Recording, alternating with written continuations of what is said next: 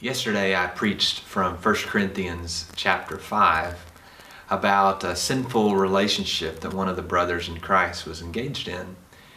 And Paul was surprised not only about that sinful relationship going on, but also because the church wasn't doing anything about it. And Paul goes on to talk about how being church means that we are to be concerned about the spiritual welfare of one another. And that in some cases we need to remove the yeast from the batch of dough that we are, that we're to be pure and holy and righteous as people who are following Christ. And that since we are followers of the cross confronts sin. And so we need to confront sin as well. And in some cases even removing sin from among us. And I kind of concluded the sermon by explaining that I think what this calls us to is it calls us to be more concerned about the spiritual well-being of one another.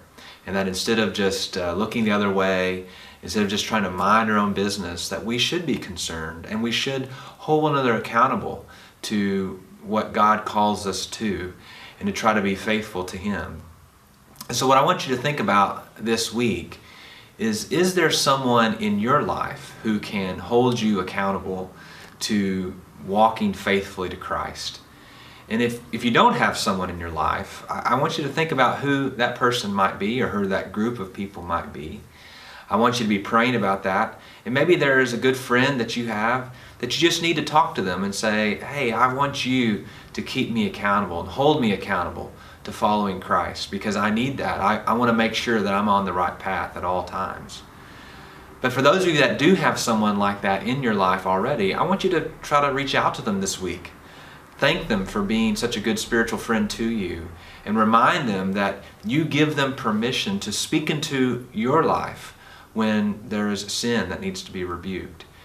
The way that we're going to be faithful to Christ is if we are a family, where we are a body of believers who are concerned for one another, who care about one another, and who love one another enough to even have that hard conversation to say, I think we need to talk about something. Because at the end of the day, we want every single member of our church to be in heaven. And the way that that's going to happen is if we help one another walk this path of following Christ. May God bless your week.